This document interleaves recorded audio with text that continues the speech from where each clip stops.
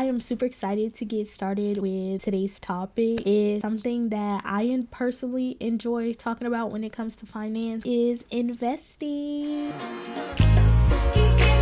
me tight, let me go in my heart and my soul. Never ever know your soul, never know your heart. I know some of you guys are interested in investing. For those who've never heard of investing, this is going to be the perfect video for you because I'm actually going to try to break down everything when it comes to investing. It's going to be in a span of multiple videos. It's not all going to be in one video because I don't want to overwhelm everybody. And like I said, on my channel, I understand that everybody have different financial goals and they're also on different financial levels. But I want it to be a place where let's build a community and be able to talk to each other and learn something new. Let's carry on with the video. So before we dive in, I just want to give a quick disclaimer. I am not a financial advisor, and this video is for informational and entertainment purposes only. Everything I'm sharing is based on my own experience and personal journey, so please don't take this as financial advice. Make sure to do your own research, and if you need, consult with a qualified financial advisor before making financial decisions. So investing, the act of putting money into assets or projects with the expectation of earning a profit or income. The goal is to grow wealth over time by taking calculated risks with your money. So I said before, once you get to the finance stage when you got your budget down pat, you're paying down your credit cards, and you want to start to increase your wealth, I feel like investing is the easiest way to start. You're owning someone else's, I guess, like $1 trillion business, $1 billion business. Don't get me wrong, creating a business and investing in real estate is great as well, but in my personal opinion, I feel like stocks is the quickest and easiest way to get into it. How does it work? Investors aim to generate a return on their investments, most commonly through appreciation and income. So when I say appreciation, it's when something grows in value. Think buy low, sell high. Think about it like this. For my girlies who like to go shopping, right?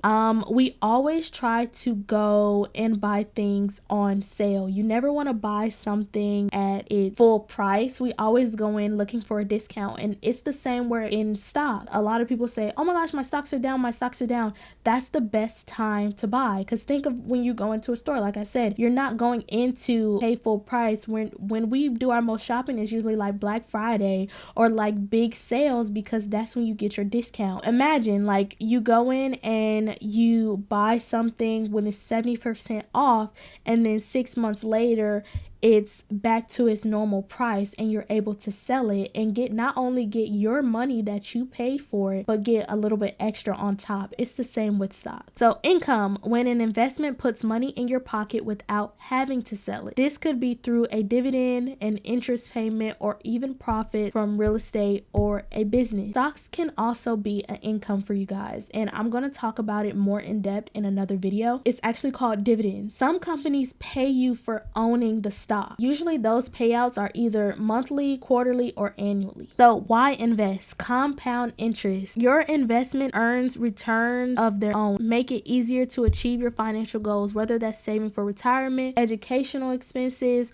or something else. So take a look at this little example. This is saying if your initial investment, let's just say you came across an extra $1,000, but let's just say you wanted to use that money to start investing. Say you have $1,000 and you plan to contribute $100 monthly for the next 5 years with an 8% rate of return. I think this is on average. Like the stock market usually gives you like at least a 8% return yearly, but we also have ETF 3K investment video. I broke down 3 ETF. I think it was VTI, QQQ, and VOO, and I showed you their annual return, and their annual returns are typically between like 19 and like 30%, but this is just a low 8%. So let's just say you were using this low 8% and you started to put $100 every single month for the next 5 years. So this is how much money you would gain off of your investment. So your initial investment, starting off with $1,000 and putting $100 every single month for the next 5 years, your actual money that you would have put in is $7,000. The return that you would have got for just leaving it in there or just doing that compound interest was $1,800, and that's just at an 8% return. return. So imagine if the return, you were getting 20% return of your money every single year, then obviously that number would be more in the next 5 years. We have different types of investments. There are stocks, which represent partial ownership of a company, and they may appreciate in value as companies become more successful and desirable. We have bonds, a loan from an investor to a borrower. Borrowers may be anyone from federal and local governments to private companies. There's also mutual funds, an investment vehicle that pulls money from multiple investors to purchase a diversified portfolio of stocks, bonds, and other securities. Then there's commodities, are physical products that you can invest in: metals, agriculture, livestock, and energy. We're mostly just going to be talking about stocks. Understanding risk and return. I know a lot of people are scared to invest in stocks because of fear. Stocks can be very risky, but the return is so worth it. Every investment involves a level of risk and potential reward. Generally, higher rewards come with higher risks. For example, stocks can yield a high return but may also lose value, while bonds are safer but offer lower returns. Balancing risk and reward is essential in building a portfolio that matches your goals and comfort with risk. Younger investors might take on more risk for growth, while those nearing retirement will prioritize stability. This balance helps manage potential downside while aiming for growth over time. This is my stock portfolio back in 2021. I had just started investing in stocks in 2020. That's when I really learned about stocks, was right when COVID happened. October 25th, 2021. I had just turned 21 at this time. These were the stocks that I held in my portfolio. I'm going to explaining what all these numbers and everything on the screen means. With this whole portfolio, the profit that I had is $759.40. So that means I made this much off of my initial investment. So this number right here is all from returns. This is all profit right here.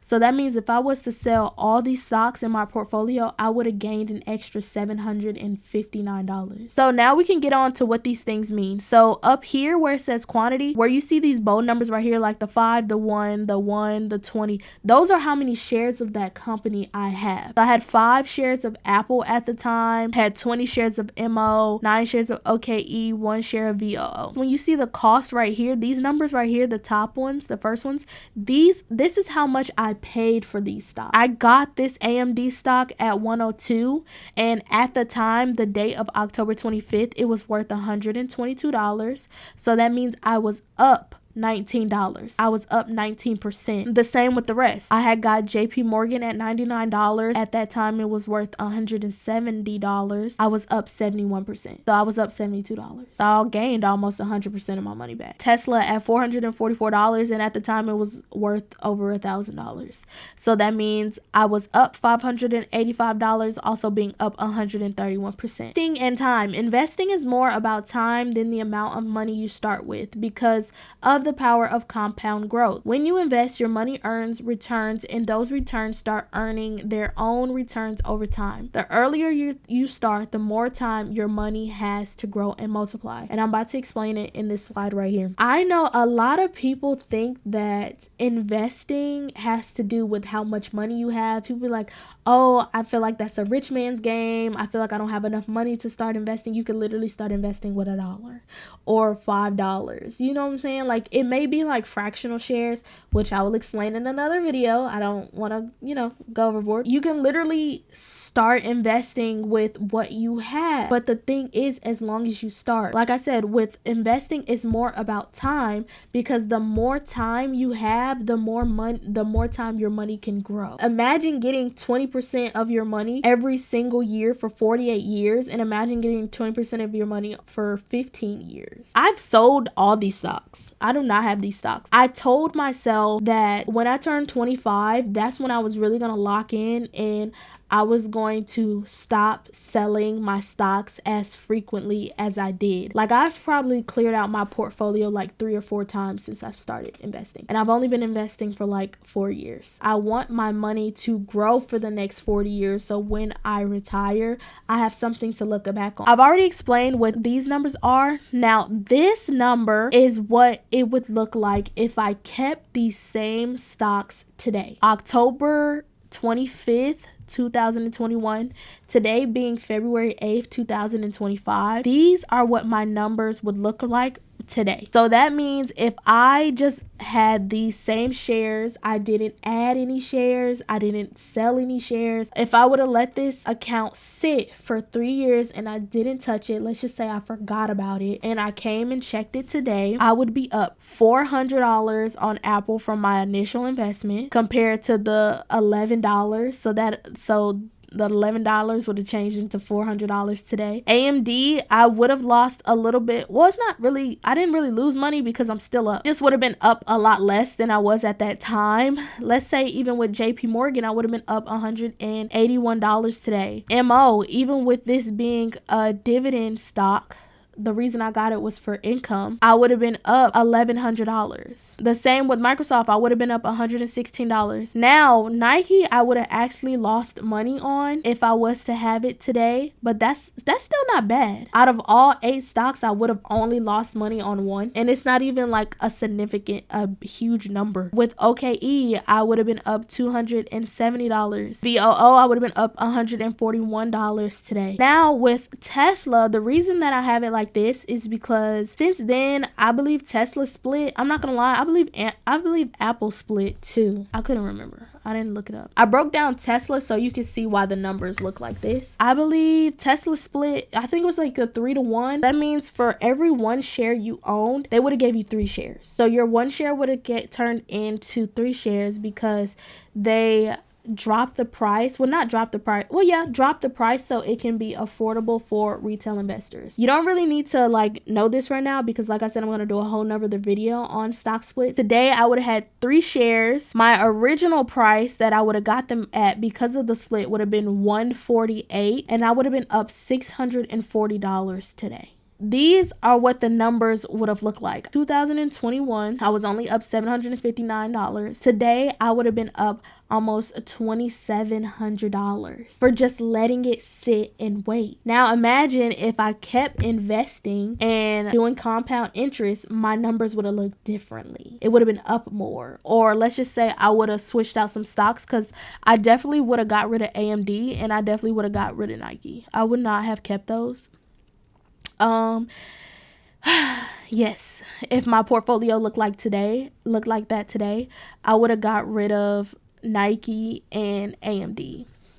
So yeah, let's go. Setting financial goals. When investing, it's important to align your strategy with your financial goals. Whether you're saving for retirement, buying a house, or building an emergency fund, each goal will influence the types of investments and the level of risk you're willing to take. Diversification. So don't put all your eggs in one basket. Spread your investments across different types of assets like stocks, bonds, and real estate. Help protect your money.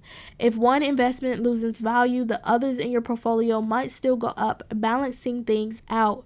This way, you're not relying on just one investment to do well, which lowers your risk and keeps your portfolio more stable over time. Diversifying is like not putting all your eggs in one basket. It keeps your money safer while you're still giving it a chance to grow. Not putting all your eggs in one basket. Before we got into investing, I talked about high yield savings accounts. So having your money in high yield savings accounts, having your money in stocks, like I said, real estate, bond, you want to have your money in different avenues or different places because if one thing is going bad in the market, you still have other assets that are making you money at that time. So common mistakes to avoid when it comes to investing. Timing the market. Trying to predict when the buy or sell is hard and risky. It's better to invest for long term and let your money grow over time. Emotional investing. Don't let emotions drive your decisions. Buying when the market is high or selling when it's low hurts your returns. Stick to your plan. The only time you lose money in stocks is when you sell and it's in the red. Just say, even with this Nike play, right? If I only lose the money once I sell the stock, then I lost